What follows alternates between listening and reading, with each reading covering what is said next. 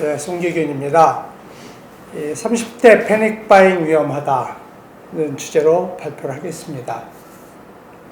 패닉바잉이 30대가 지금 무섭게 진행이 되고 있습니다. 6월 한 달을 보면 23,000채를 한 달간 30대가 매입을 했어요. 서울에서만 3,600채, 5월보다도 3배를 많이 샀습니다. 왜 30대가 패닉바잉을 하는지 그 심정은 충분히 이해가 됩니다. 문재인 정부가 2017년 5월 출범을 했는데 30대도 그렇고 무주택 국민들, 실수요자들이 대부분 문재인 정부 집값 확실히 잡을 거다라고 믿었습니다. 철석같이 믿었는데 못 잡았는지 안 잡았는지 집값이 계속 급등을 했어요. 23번 대책을 내놨는데 모조리 실패를 했습니다. 그러니까 이제 올해 들어서 이 30대 그리고 무주택 국민이 정부에 대한 불신이 극에 달했어요. 그게 이제 패닉바잉 현상으로 나타나고 있습니다. 왜 위험하냐? 이 집값이 폭등을 했단 말이에요. 한 6년 전보다 서울 웬만한 아파트 단지 다 2배 이상 올랐습니다. 이 투기로 폭등을 했는데 이 폭등한 가격에 무리해서 아파트를 구입한다. 이게 굉장히 위험한 거죠. 예를 들면은 서울에 웬만한 아파트 소형도 한 6억은 줘야 살 수 있는데 30대가 자기 돈이 2억을 어떻게 마련을 했다 하더라도 부모님 도움을 받지 않으면 2억 마련하는 게 힘든데 그렇다 하더라도 대출을 4억을 받아야 돼요. 그런데 대출 4억 갚기 위해서 매달 150만 원을 정말 허리띠 졸라매고 상환을 해도 22년이 걸립니다. 그러니까 이 30대 중반에 내 집을 4억 대출받아서 마련을 하면 60살 다 돼서 정년퇴직 다 돼야 겨우 갚을 수 있다라는 거죠. 위험하다는 거고요. 또 두 번째 패닉바잉이 위험한 이유는 20대, 30대 매수 비중이 높다는 이야기는 다른 누군가는 팔고 있다는 이야기잖아요. 6월 달에 23,000채를 매입을 했는데 30대가 그만큼 누군가는 팔았어요. 누가 팔았겠는가를 생각해보면 2017년, 18년에 우리 갭투기라는 말을 많이 들었는데 이런 갭투기, 투기 세력들이 주택을 사재기를 했어요. 이 사재기한 세력들이 팔고 있을 개연성이 상당히 있다라고 생각할 수 있습니다. 그래서 위험하다고 할 수가 있습니다. 위험한 세 번째 이유를 말씀을 드리면 7.10 대책이 나오고 나서 이 주말마다 광화문에서 항의 집회를 몇백 명씩 모여서 하고 있습니다. 문재인 정부 들어서 이 지수상으로만 해도 50% 이상 집값이 폭등을 했는데 가장 큰 피해자가 무주택 서민들이에요. 서울하고 경기도가 이 주민의 50% 이상이 집이 없습니다.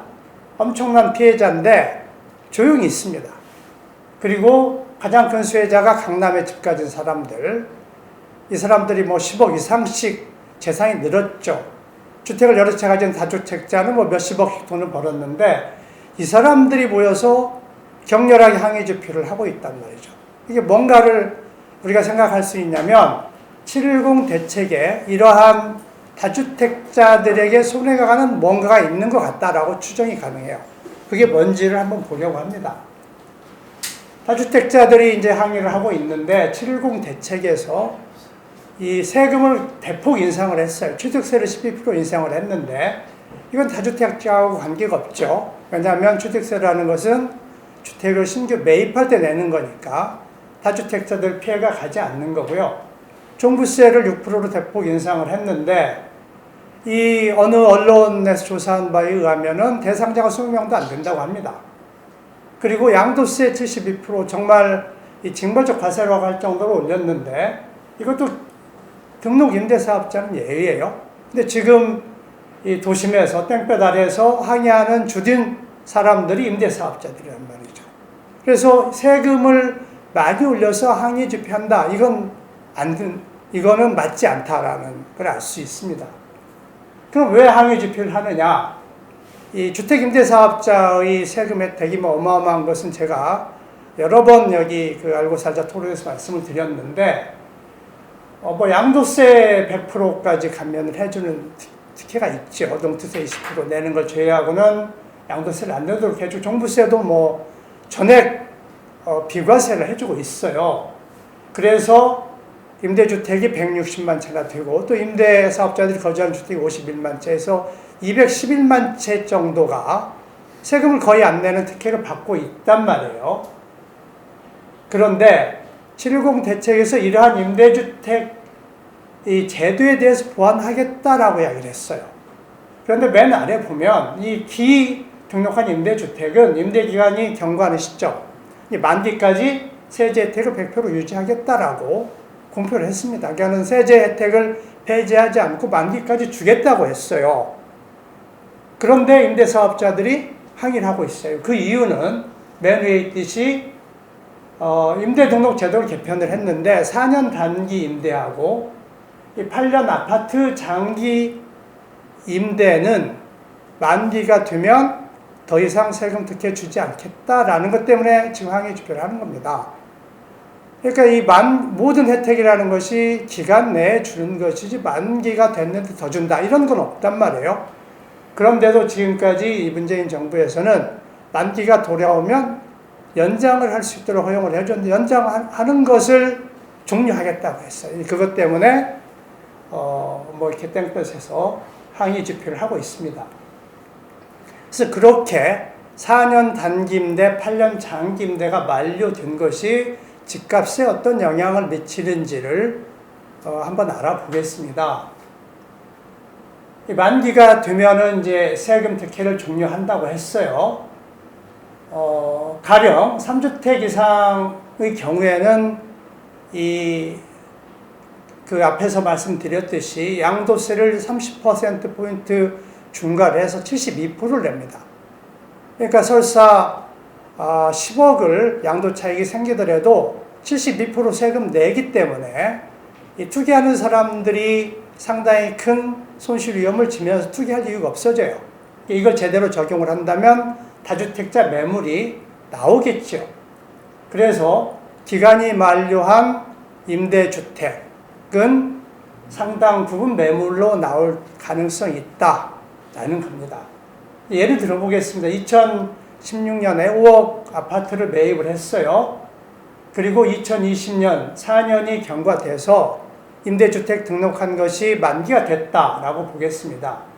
그래서 5억에 매입을 했는데 5년 후에 10억이 됐어요. 4년이죠. 4년 후에 10억이 됐어요. 이런 뭐 아파트 단지 서울에 뭐 굉장히 많지 않습니까? 양도차익이 5억이 발생했어요.